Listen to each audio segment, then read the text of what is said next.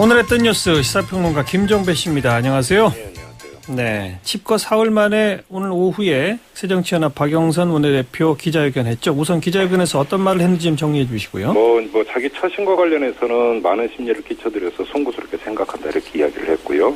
지금부터는 저에게 주어진 책임감만을 짊어지고 가겠다 이렇게 이야기를 했습니다. 예. 아마도 원내대표직 수행 이걸 이야기한 걸로 봐야 될 것 같고요. 예. 비대위원장 자리는 내놓기로 하지 않았습니까? 예. 그래서 이 구성과 관련해서는 전 현직 당대표, 전 현직 원내대표, 상임 고문단과의 최근 연석회의에서 논의된 결과를 가지고 당의 총의를 모으겠다 이렇게 이야기를 했습니다. 예. 그러면서도 당내를 향해서 뼈 있는 말을 한마디 던졌는데요. 이 당이 국민의 사랑을 받고 또 집권을 꿈꾼다면 당의 현재의 모습을 스스로 돌아보고 끊임없이 바꿔나가야 한다. 60년 전통의 뿌리만 빼고 끊임없이 혁신해서 바뀌어야 한다. 이렇게 이야기를 했습니다. 예. 그러면 일단 원내대표직은 복귀한 거고 비대위원장직은 그만둔 거고 네. 비대위원장 인선은 아까 전 대표 고문단 쭉 의견을 네. 모은다고 했는데 지금 벌써 하마평이 누구누구 이름이 나오죠? 그렇습니다. 일단은 지금 비대위와 관련해서 일단 외부 인사 영입은 거의 뭔가 물 건너갔다고 봐야 될 것 같고요. 당 내부 인사가 맡을 수밖에 없고 여기다가 혁신형이 아니라 관리형 비대위가 될 수밖에 없다고 전제한다면 결론은 사실은 거의 드러난 거나 마찬가지겠죠. 개파색이 옅은 중립적 인사가 맡아야 되지 않느냐. 그래서 당 내부에서 이런 이야기가 많이 나오는데 예. 예를 들어서 이석현 현 국회 부의장이라든지 박병석 의원, 문희상 의원, 유인태 의원 이런 사람들이 지금 거론이 되고 있습니다. 예. 그러면 이제 새정치연합 내부의 분란 내홍은 다 정리가 된 걸로 봐도 됩니까? 그렇게 볼 수는 없습니다. 일단 형식적으로는 봉합은 되겠는데 또 뇌관이 있죠. 뭐냐면 지역위원장 인선을 해야 됩니다. 그런데 이 지역위원장이라고 하는 게 이제 상당히 중요한 의미를 띠고 있는 게 지역위원장이 대의원을 선출할 수 있는 권한을 갖고 있고요. 이 대의원들이 내년 초에 있을 당대표 경선에서 한 표를 행사하는 것 아니겠습니까? 그렇죠. 나아가서 이제 총선에서 공천권 획득에 이제 가장 가까이 다가가는 것이기 때문에 이 지역위원장 인선이 상당히 치열하게 전개될 가능성도 있습니다. 이 과정에서 다시 대립이 벌어질 수도 있는 건데 예. 그래서 벌써부터 이 지역위원장 인선을 둘러싸고 다시 당내 대립이 불거진다고 한다면 지켜보는 국민이나 지지층이 어떻게 바라보겠느냐. 그래서 결국은 또다시 개파 한 배로 가지 않겠느냐라고 하는 전망은 나오고 있습니다만 예. 차기 당대표가 이 총선 때의 공천권을 행사하게 되어 있기 때문에 당대표를 노리는 사람이나 세력 입장에서는 한 사람이라도 더 자기 사람을 또 지역위원장에 앉혀야 되거든요. 이런 상태에서 이것이 갈등이 불거질 소지가 이 지역위원장 인선 과정에서 나타날 수도 있겠죠. 지역위원장은 선출 경선하는 게 아니라 누가 임명합니까? 이게 지금 조직강화특위라고 여기 이 조강특위가 먼저 구성이 되고요. 여기서 지금 당내 일부에서는 지역위원장 선출 같은 경우도 오픈 프라이머리로 할 수 있지 않느냐. 예. 이런 이야기가 나오고 있는데 글쎄 당내 사정을 볼 때 이 지역위원장이 한두 사람이 아닌데 전반적으로 전부 다 이렇게 할 수 있을 것인가라고는 현실적인 문제가 제기가 되고 있거든요. 예. 그래서 이게 조강특위에서 이 중앙단에서 다시 정리를 하고 인선을 하는 이런 과정을 거치게 된다면 제가 좀 전에 말씀드렸던 그런 양상이 벌어질 수도 있는 거죠. 알겠습니다. 그렇지만 원내대표직까지 그만둬라.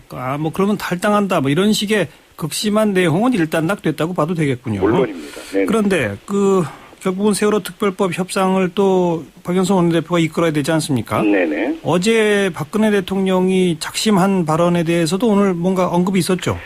이렇게 성격 규정을 했어요. 대통령이 가이드라인을 제시하고 국회에 최후 통첩을 하는 어처구니 없는 사태다. 이렇게 규정을 했습니다. 그러니까 강력히 대처하겠다고 밝혔는데 사실은 박영선 원내대표 입장에서 이렇게 해서 자신의 어떤 이 존재감을 조금이라도 회복을 해야 되겠죠.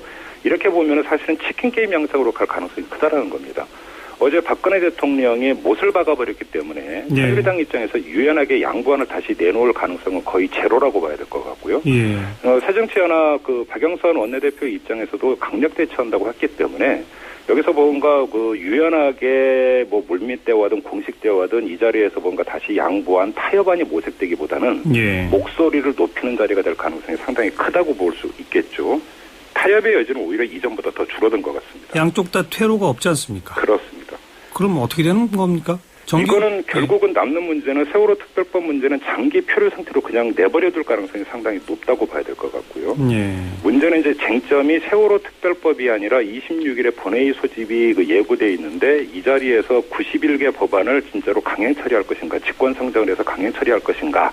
이게 지금 저 첨예의 관심사로 떠오르고 있는 것이고요. 예. 일단 지금 그 정의와 국회의장이 직권 결정한 의사 일정에 따르면 오늘부터 상임위원회가 가동이 돼야 되는데 제대로 가동이 되지를 않았어요. 그렇죠. 근데 새정치연합의 의원들이 상임위 가동에는 응할 가능성도 배제할 수가 없을 것 같습니다. 왜냐하면 예. 이게 이제 그 본 라운드를 앞에 두고 일정하게 이 국회 정상에 성의를 보이는 모습을 가다가 결국은 이 본 라운드라고 할 수 있는 26일을 대비하기 위해서는 뭐 상임위 같은 경우는 일부 정상화시켜도 되지 않는가라고는 이야기가 나오고 있기 때문에 뭐 이런 양상이 벌어질 가능성도 있다고 봐야 되겠죠. 그리고 결국 26일 본회의에서는 여권이 단독 국회로 강행 통과를 하느냐 그런 결정을 할 것이냐 더 시간을 또 두느냐 그 점이 또 관전 포인트가 되겠고요. 결국 오늘 비상 시나리오라고 하는 뭐 얘기까지 꺼냈는데 뭐 이게 사실은 뭐 다른 게 아니라 직권상정과 단독 처리 외에 무슨 비상 시나리오가 있을까? 뭐 이렇게 좀 이야기가 되고 있으니까요. 정말 이렇게 갈지 지켜봐야 될 것 같습니다. 새누리당 내에서도 단독 국회는 안 된다는 목소리도 일부 있죠. 그렇습니다. 뭐 이재호 의원이라든지 이런 사람들 같은 경우는 뭐 이게 쪽발 깨서는 안 된다. 그러면서 오히려 그 야당이 지금 이런 상황이라면 여당이 출구를 열어줘야 되는데 오히려 이렇게 막아버리면 어떻게 하느냐 이렇게 쓴소리를 하고 있는데 근데 새누리당 안에서 그거는 소수의 목소리에 지금 불과한 것이죠.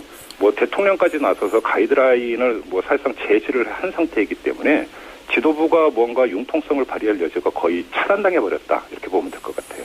여기까지입니다. 수고하셨어요. 고맙습니다. 시사평론가 김종배 씨였습니다.